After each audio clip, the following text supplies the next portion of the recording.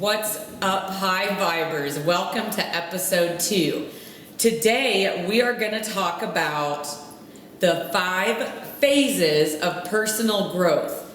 You've heard of the 5 stages of grief? Well, we're going to do the 5 stages of personal growth. I didn't come up with this. I got this from Kyle Cease. I'm not sure if he came up with it or if he got it from somebody else, but I just wanted to share it with you guys because it really resonated with me and I just thought it was so freaking true. Okay, so number 1 is, so when he does this on stage and he puts like this little music with it. So I'm gonna attempt to recreate what I just saw him do because I just really want to share it with you, really. Okay, so number 1 is denial. Denial is where most of us operate or function in day to day for the majority of our lives. Unless you consciously decide that you want to evolve or grow, you are probably operating in stage 1 denial or phase 1 denial. An example of this is like when I worked at my old job, I hated it. I spent my money on shit that I didn't need. Especially like I would go to work for 8 hours a day, then I would get off work and I would go to happy hour. What a joke happy hour is, right? You go somewhere to pretty much bitch about the horrible job that you just came from with your coworkers. Anyway, but I would go to happy hour and drink a lot and pretty much every day. So I would go to a job that I didn't like and go drink poison and pretty much do that until it was time to go to bed and then do it again the next day. And then I would spend my money on stuff that I didn't even need, and I was having like horrible pinched nerves in my back because I hated my job so much and I was just so tense and was just carrying so much anger and frustration.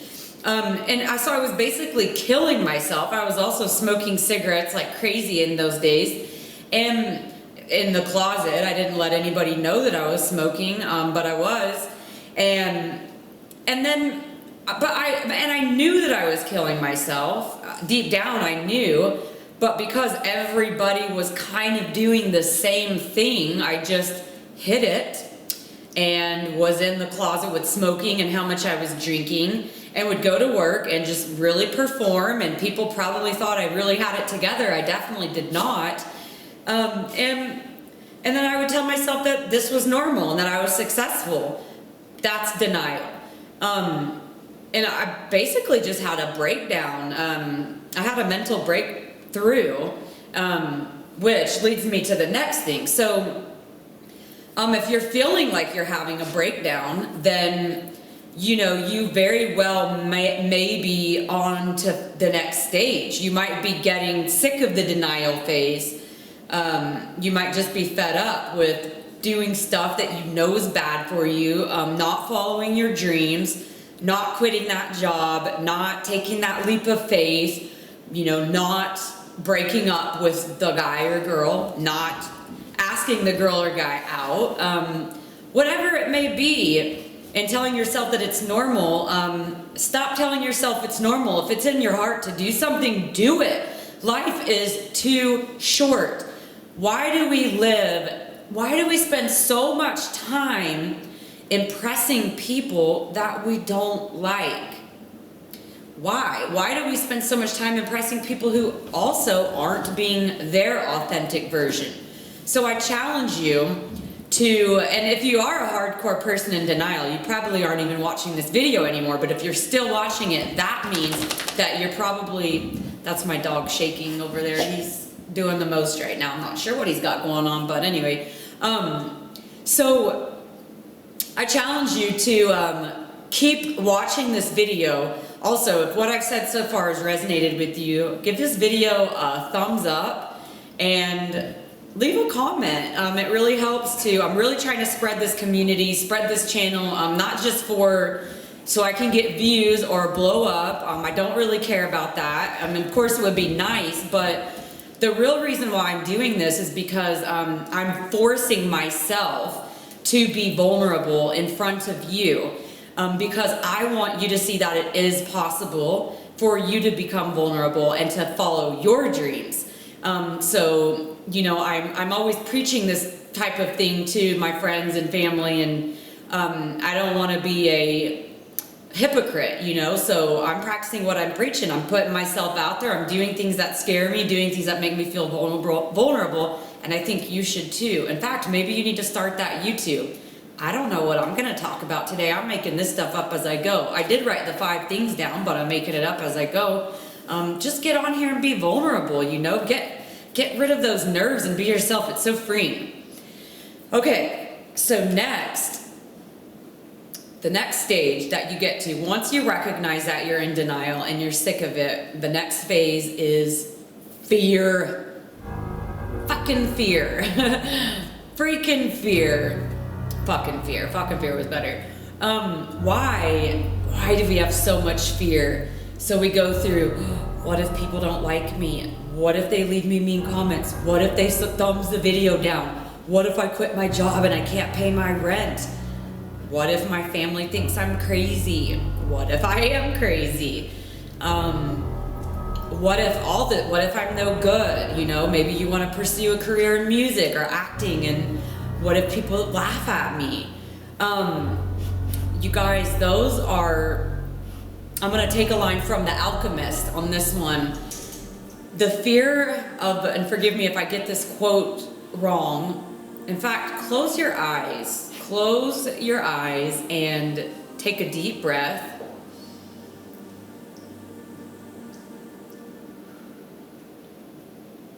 And really take this in. The fear of suffering is always worse than suffering itself. And a heart that follows its dreams never suffers. Remember that. So everything that you're thinking that you're afraid of, you're just afraid to suffer, which is making you suffer. Does that make sense? You're making things up that haven't even happened. You're making things up. In fact, have you ever met anybody, or have you ever heard a success story or anybody's story that followed their dreams and that said, geez, I sure wish I didn't do that. I sure wish I hadn't tried out for that part.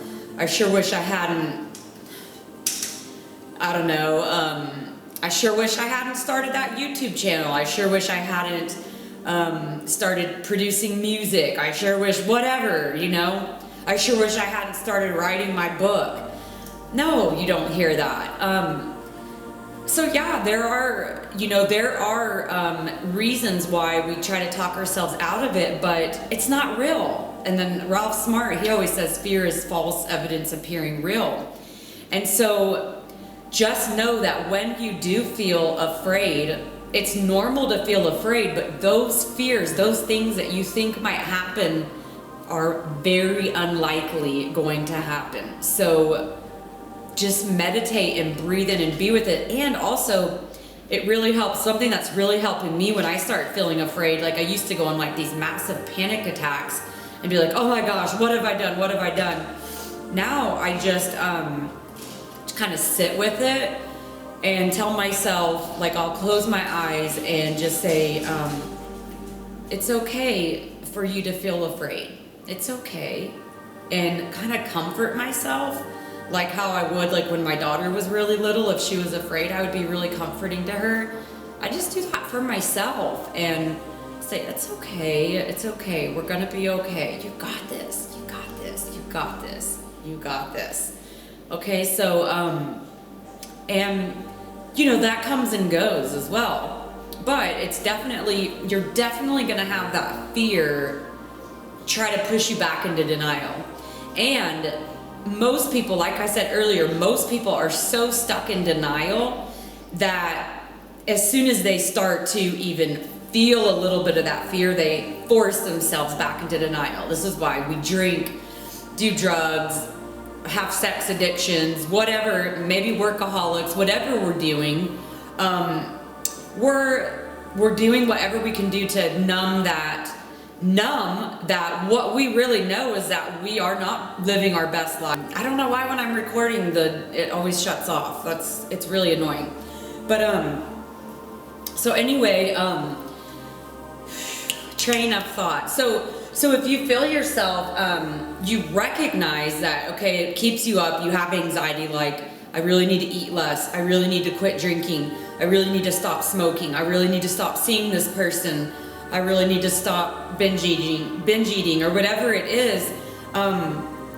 You know that you're doing things that are harmful to you, but you can't stop, because the thing that's causing you to do those is very scary. And so sometimes we just get into more addictions rather than face that fear. But when you do face that fear, and you guys, I'm going to tell you this from experience, it's temporary. This is how I was describing it to my roommate the other day. I was like, when I quit drinking, I never wanted to quit drinking in the past, because when I would quit drinking, I'd have so much stinking anxiety, and I would just feel like, oh my God, this is how I feel all the time. This sucks. But I stuck with it because I saw so many successful people that haven't drank in 10 years or whatever, and they seemed so happy. So I knew that if I stuck with it, it would be worth it. And I'm gonna tell you, that anxiety part of it lasted like a month, like literally a month. And now it's been 5 months going on 6 months, and I don't even think about it anymore. The only time I think about it is to use it as an example for myself to take more leaps of faith and to face more fears, because I grew from that so fast. I'm like, that honestly wasn't that hard. Yeah, it sucked really bad for a month. But if you meditate, if you reach out to, find resources, people that have done it, and the most important thing that you can do is to be still when you're having anxiety and you're thinking, oh my God, why am I remembering this scary thing? Why am I having anxiety about, I know I don't want another job, but why do I feel like I need to go apply at another job when I really want to start my own business? Pause, breathe, and just tell yourself, I'm okay. We're okay. You're okay. You have everything you need. You have food, shelter, comfort. You are okay. You are okay, and you're going to be okay. You've always been okay. And it'll start becoming easier. And you are okay, and I mean that. And we have to remind ourselves. We have to kind of parent our inner child. And I used to hear that all the time, and I didn't really know what it meant. But I'm starting to really get it, because if I treat myself how I treated my daughter when she was really little, and I have that level of compassion with myself, and I meditate and say, to myself, like, it's okay, it's okay, it's okay, shush, shush, shush, now there, little baby. I know it sounds silly, but it really, really works, you guys. And you really become to appreciate yourself for doing that for yourself. It's so weird. I have like a city inside my head of so many different things. But anyway, ego, right? Okay, so most people won't even get to the fear part. They're gonna just find addictions to send them back into denial, because the fear part's so scary. But remember, the fear is temporary. The fear is temporary. The denial is temporary. You will naturally move past denial and into the fear phase, unless you get into addictions and numb yourself out of that phase. But if you don't, and you just let it process and you let it flow and you go through it, then the next phase you're gonna feel is sad. And this video is not all bad, I swear. Just stay with it, okay? You're gonna feel sad. You're gonna feel sad for how many times you didn't listen to your inner child, and how many times your inner child wasn't seen or heard or loved or nurtured. And you're just gonna feel so much compassion and sadness. Like, isn't it crazy the things that we've endured in our lives? And if you have kids, think about how compassionate you are when your kid gets bullied at school, or someone calls them a name or something. It's just like, oh my gosh, that is so awful, I'm so sorry. And then we think of some of the things that we've endured, and we're like, whoa, those are just awful. But nobody's showing us compassion. So we need to do that for ourselves. Like, we expect, it's okay to let go of some of these ridiculous expectations that we have for ourselves to be like bulletproof and strong and never have emotions. Like, that needs to be nurtured and hugged and loved, that your inner child is very neglected, and he or she needs some love, and that just, cry that out, and all of those things that, you weren't validated for, or you were bullied for, or, you're angry about, or whatever misfortunes happened to you in your childhood, just be there for yourself, and kind of, start meditating. When you get into this phase, you almost want to kind of just start meditating into it, embrace it. And see, I used to think that if I embraced these phases, that I would be becoming like this dark, depressed, emo, quote, I don't even like that word, but you guys know what I mean, like this emo person that is just like, oh, I don't even know, like just all depressed or whatever. That's what I thought I was gonna become. But what I'm learning is, like I was gonna say, like I described it to my roommate, was that it's kind of like a roller coaster where the fear phase is like going up the hill, and then it's like you're gonna have these ups and downs, but it's not, actually I'll use the roller coaster analogy once I get through all the phases, it'll make more sense. So anyway, just be with your inner child, and this is not permanent. None of these are phases that are necessary, and I will tell you why they're necessary once we get through it.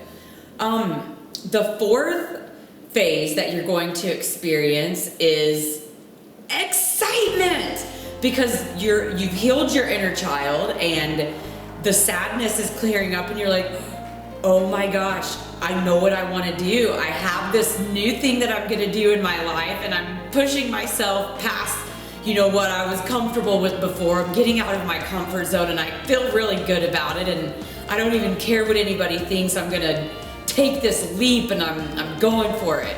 And so you're just in this exciting time, and you want to tell everybody about it, and everybody's like sick of hearing about it. Trust me, I know. And that's when you start a YouTube channel, so you can tell more people about it and hopefully inspire other people to do that. And so you get really excited, so you try the new thing and it works and you have some success from it. And then now your standard of normal has went from like here, from denial, to here. Now this is your new normal, and you're just vibing. Yeah, baby. You're just up here like, yep, this is the new normal. I got the coolest friends. Everybody's successful. Everybody's so happy. There's so much good energy. Woohoo! We're just loving life. And it's so cool, because here's the thing, it doesn't just happen one time. It happens over and over and over. So here's kind of what I'm realizing is, the first time I really took a big leap of faith, I shouldn't say the first time, but probably the biggest one that I did in my adult life was when I quit my cush engineering job. I quit it. I had a backup plan, but it was a big leap of faith backup plan to start my own company. And talk about panic attacks central. I used to get up at like 5 a.m. because I couldn't sleep, and so I would walk. I would get my dogs out, and I would tell people about this, and they would think, oh, well, you have it all together. You're working out every day, and you're getting up with the sun. No, you guys, I was doing that because I was having full-on panic attack every morning, because I would wake up and like, oh my God, I actually quit my job. Oh my God. And so then I would have to breathe.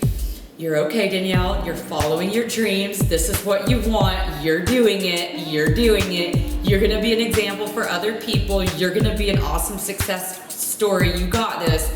And then just say, what wouldn't I have been able to do if I had to hurry up and get to work right now? You know what? I wouldn't have been able to see the sunrise. Come on, doggies, we're going for a walk. And so I started going out there. And I was doing that kind of to avoid having the panic attack, but it really, really helped. And so anyway, but I said all that to say it, that became like so I got that really exciting thing, then that kind of became my new normal. And it's weird because then I'll never be in as much denial as I was when I worked at my engineering job, but I can feel myself, I shouldn't even say denial. I mean, we all probably live in denial to a certain extent because we're always evolving and always growing, but whatever I am in denial about, I should say I'm not aware of it. You know what I mean? Like, there's a level of awareness now that I'm like, I'm constantly wanting to inspect, like, ooh, that's a trigger. Why am I triggered by that? What am I denying? What am I not knowing about myself? Let me learn that. Let me evolve there. And there's always more. It's infinitely low bottom, but an infinitely high, which is the beauty of it. Where was I going?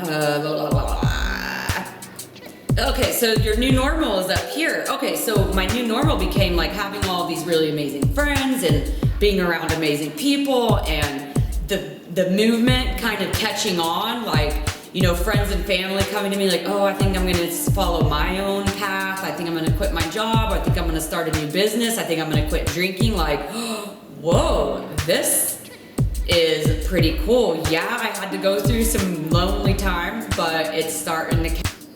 Okay, it cut off again. That must mean I'm making this video too long. Okay, so I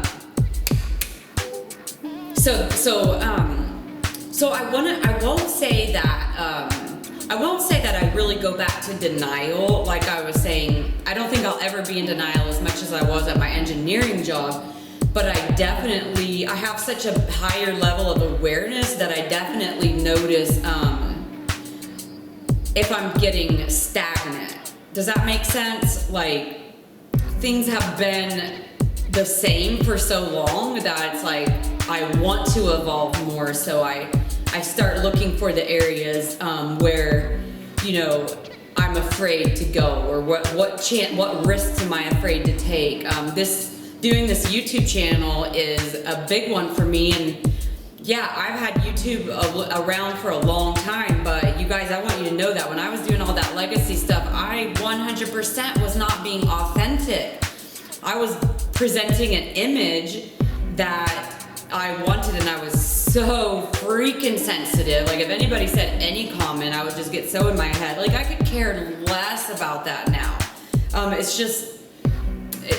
It's just not even, we're just not even like that anymore. So anyway, so your new normal becomes way up here. You're vibrating so high at your new normal. And so, but then you can go through the whole process again. So I would say that the next time around, your denial is a little bit more stagnant energy, but then you still feel that fear that, you know, ooh, that's another trigger. I'm afraid to go down that. You feel that fear, and then you feel sad that, okay, that's something that's not healed in me. And then you feel excited, and you're like, hey, doing something new. And then you feel your new normal, and you're just like, oh, what's up? What's up? So anyway, yeah, those are the 5 phases of growth. And okay, so the analogy I gave my roommate was, I was like, it's almost like going up a roller coaster is like that feeling of fear. You know why I think we like roller coasters? Because it's predictable. Even though it's super, super scary, we still know that we're gonna be okay on the end. We know how long we're gonna be on that scary uphill. We know how long we're gonna be on the descent and all that. We know how many times we're gonna go upside down. I would say life and personal growth is very similar, except for you don't know how long you're gonna be on the uphill scary part. You don't know how long the exciting descent is or whatever. You don't know how many upside down loops there are gonna be, but I can tell you this, you do know that it's gonna be fun, and if you just get on the roller coaster, and get out of that denial and face those fears, you're gonna have a fun, awesome ride. I hope this video helped you. Hit the like button, subscribe. Peace. You're Justin.